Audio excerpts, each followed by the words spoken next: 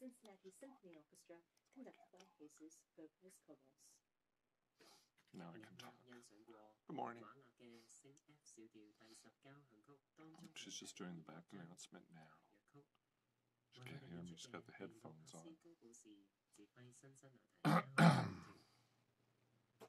The time right now is 8:30, and sitting across from me is Howard Elias. Good morning. Good Howard. morning. I can't see you though. You got the clipboard right between us. Let me move it out of the way. Okay. Thank you. Now I can see you. Here we go. Morning. Okay. Good morning. Morning. All right. Much better. So we've got a lot to get through. You want to review 3 films this week. Wow, crazy. Busy. Yeah, busy. Yeah, with all the awards coming fast and furious. We had the Golden Globes last week, so all the local distributors are jockeying and trying to maximize profit potential and bums on seats, as they say. So a lot of films coming in the next few weeks. So this week there's 3 big openings. Well, actually 2 plus 1 sort of big one. But the biggest, I'd say, is 3 Billboards outside Ebbing, Missouri. Yes, it's been raking in those awards. And deservedly so, I have to say. It's a cracking film, cracking good film. You know, the late American writer H.L. Mencken is quoted as saying that injustice is relatively easy to bear, but what stings is justice. But unfortunately for Mildred Hayes, who's played by Oscar winner Frances McDormand in this film, the opposite is true. She wants justice, and she hasn't been getting it.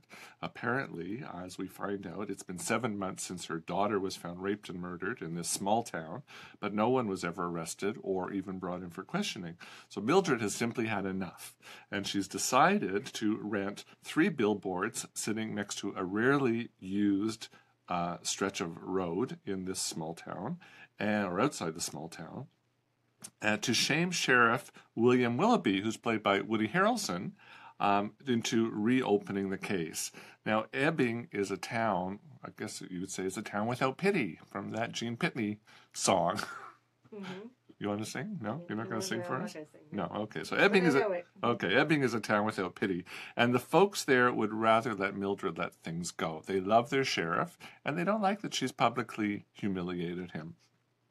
So this puts fiery Mildred on a collision course with nearly everyone in the town, including Willoughby's racist second-in-command, Officer Dixon, played by Sam Rockwell, Golden Globe winner Sam Rockwell, I should add, Father Montgomery, ex-husband Charlie, even her teenage son Robbie, but Mildred is taking no prisoners because she wants justice. So that's what this film is all about.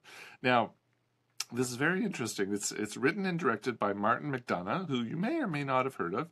He did a film a few years back called In Bruges, starring Colin Farrell. Lovely film. Actually, it's probably about 10 years ago now. Great film. What was it about? I have it at home, too. A heist. What genre was it? I think it's a heist, a crime caper, if I remember correctly. And another film called Seven Psychopaths. So he's only done a few films, but each of them has been highly acclaimed. His first film was a short called Six Shooter, and it won him an Oscar. So his very first film won him an Oscar. And he might actually win an Oscar for this film. We'll find out in March. So as I said, 3 Billboards is no exception. It's got a really tight story. It has sharp dialogue, brilliant camera work, and stellar performances all around. Now, McDonagh also, he likes to work with the same actors over and over again. So he's worked with Rockwell, Sam Rockwell, Woody Harrelson, Abby Cornish, who plays Woody Harrelson's wife in this movie.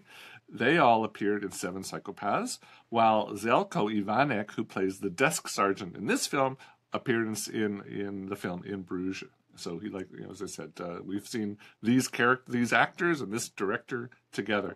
Now, the real star of this film is Frances McDormand. She is absolutely fabulous as the tough as nails Mildred, and she won a Golden Globe. She's probably the front runner for the Oscar. I guess nominations are coming out next week, so she'll definitely get a nomination.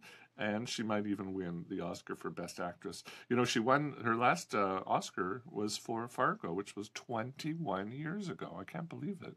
Where did time go?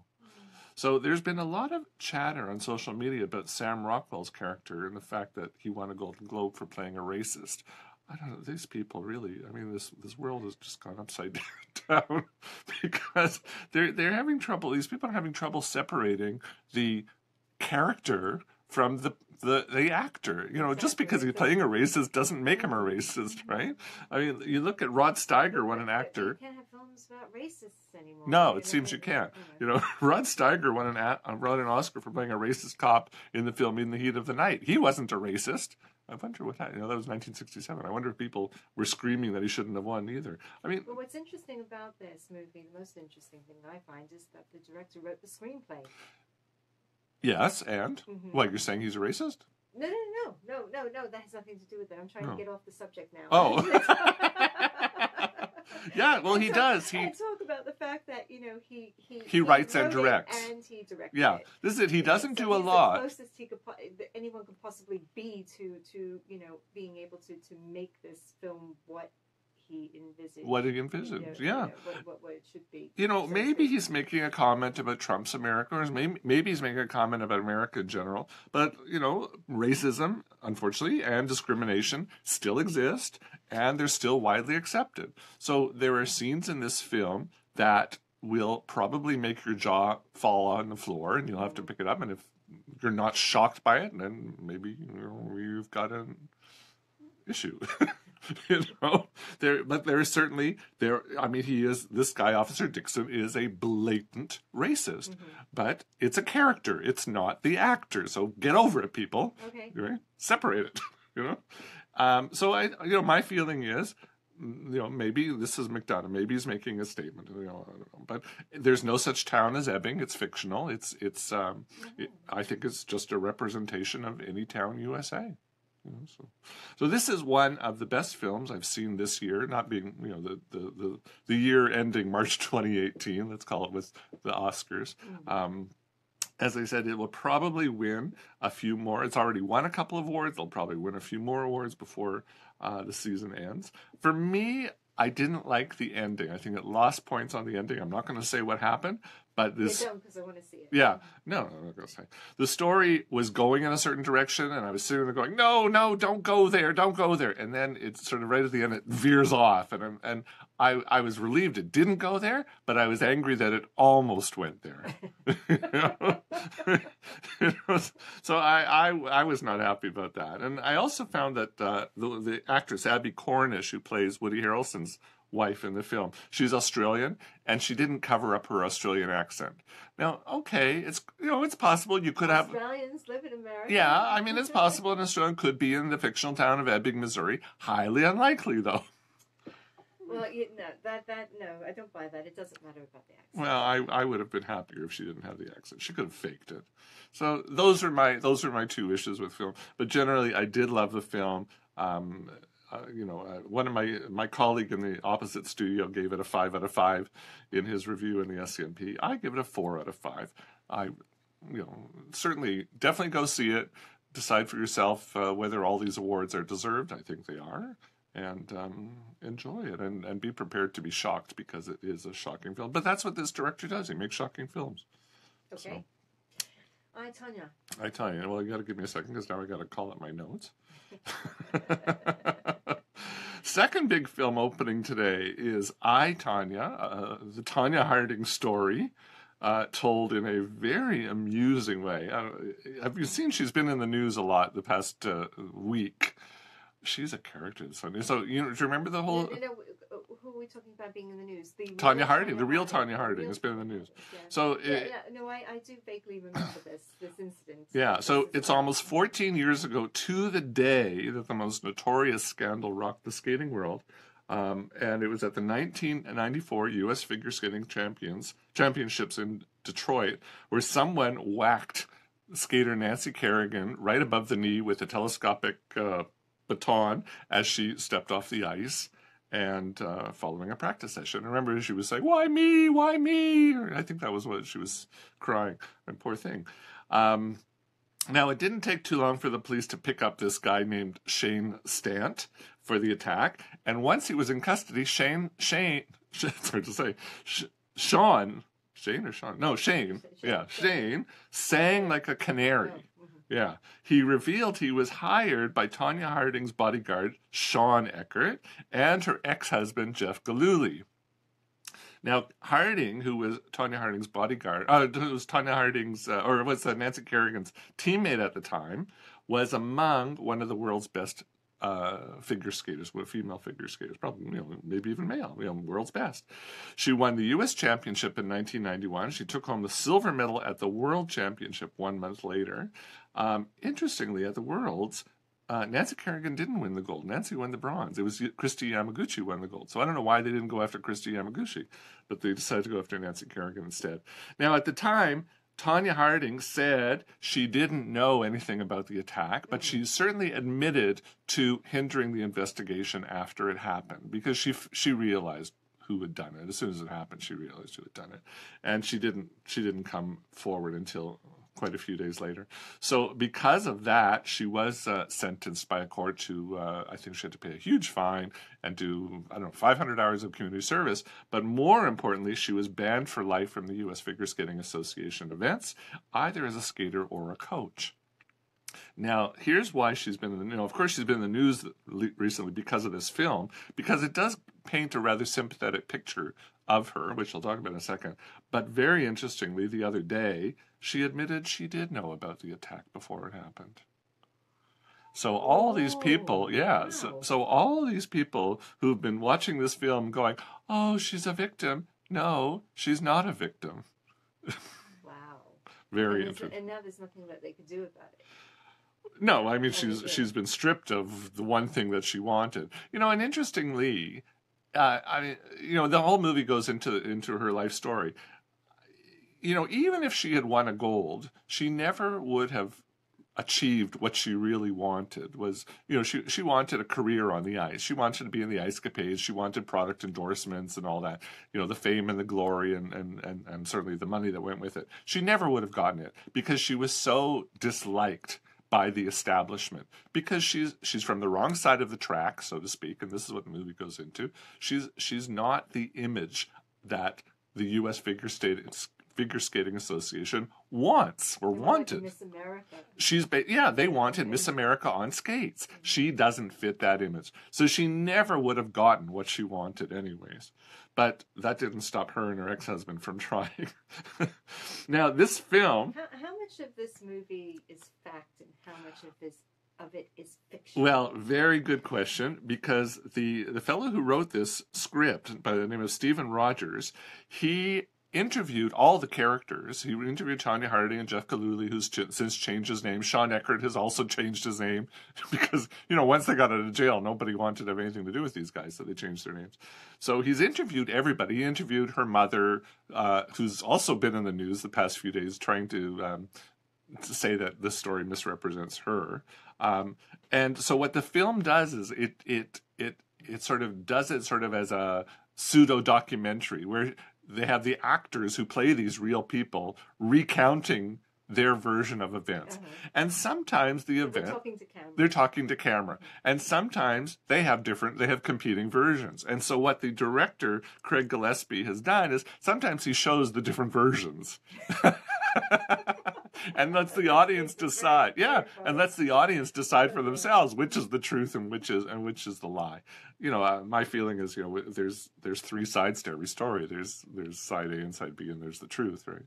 So it's quite amusing, and it's certainly head-shakingly incredible.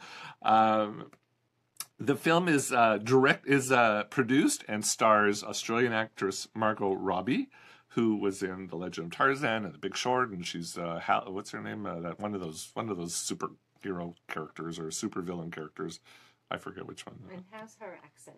She does a very good American accent. She does a really low-class American accent. Let's put it that way. No, she's very good.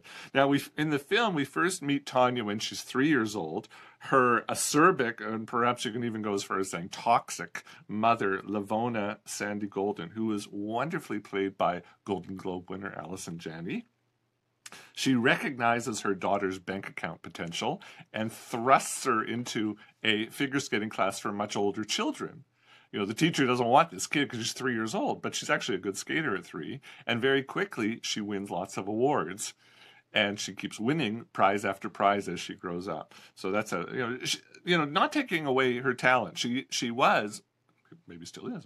She was a good skater. She was the first woman skater to land 2 triple axels in a single competition. She's got a few other firsts, and some of apparently these feats that she did on ice still hold up today.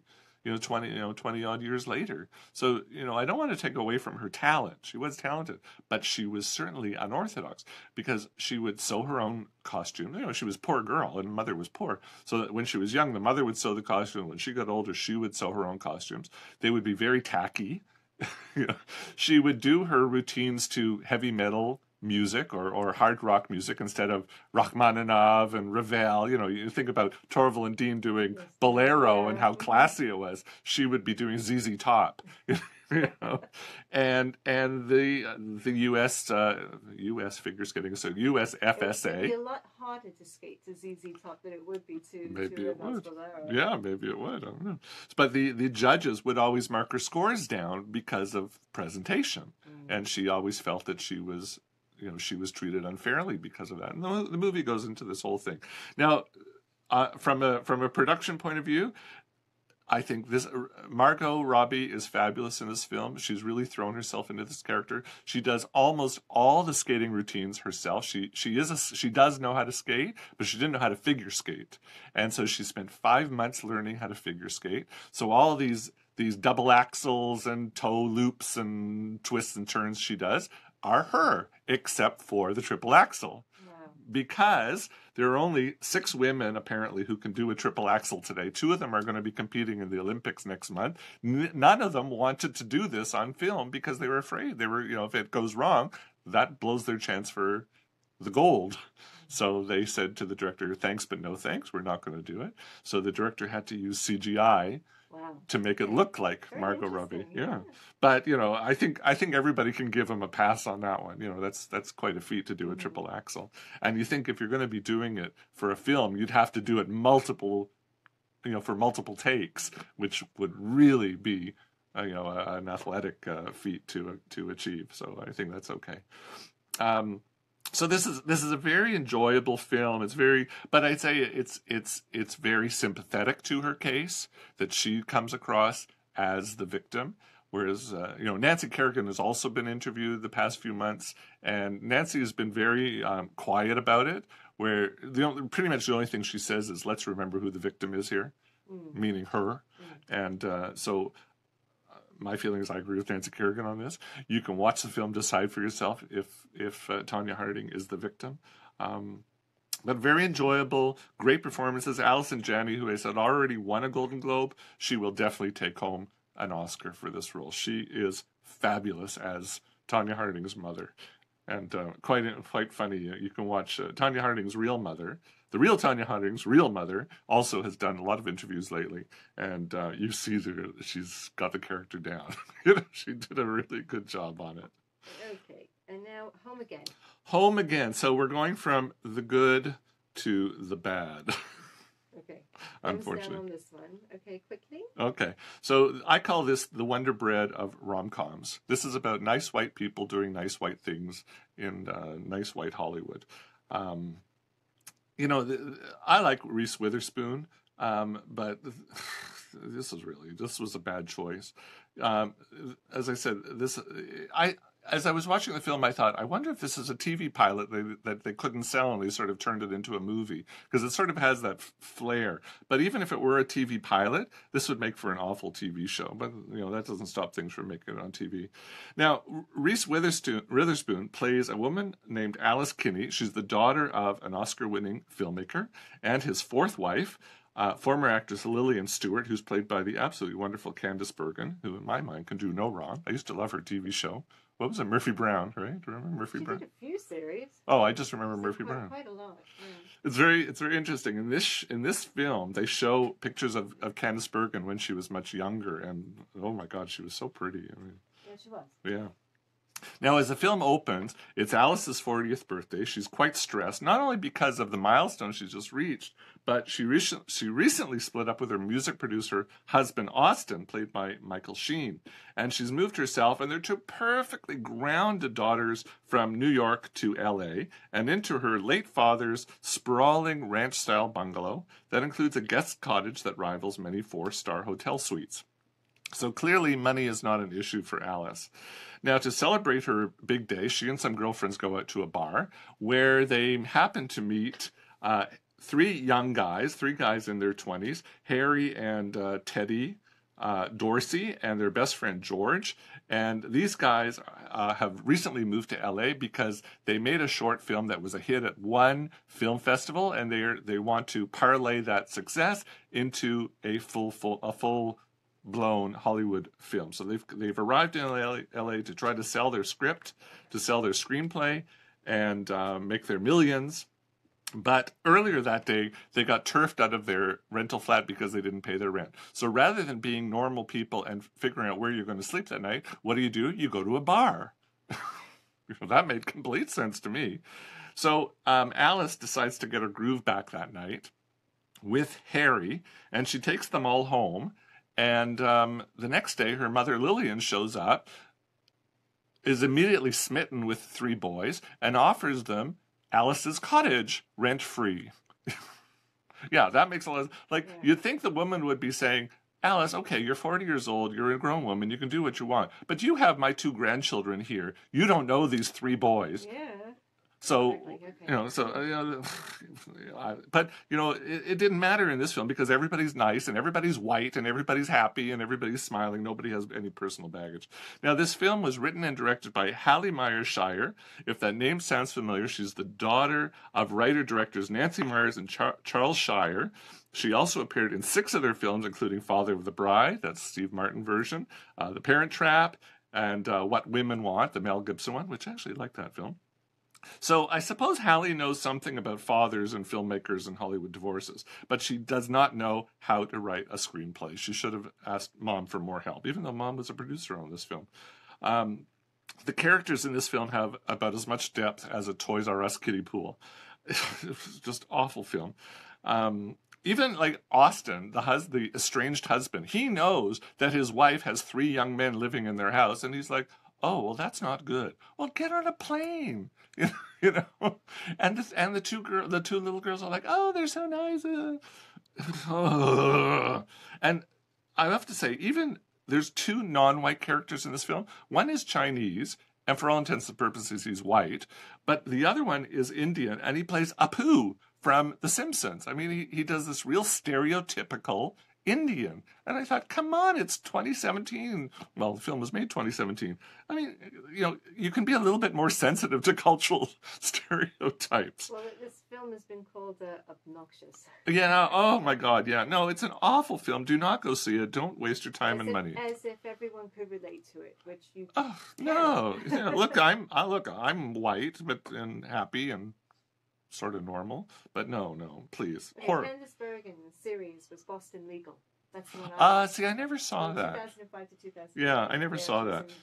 Yeah, most episodes. But I love Murphy Brown. Okay. So yeah, horrible film. Miss it. Go see the other 2. Okay. So that's Tonya, okay to see. Yeah. 3 billboards outside of Ebbing, Missouri. Absolutely. Yeah. And Home Again, don't. Do not. Okay. Thank you so much. Okay. See ya.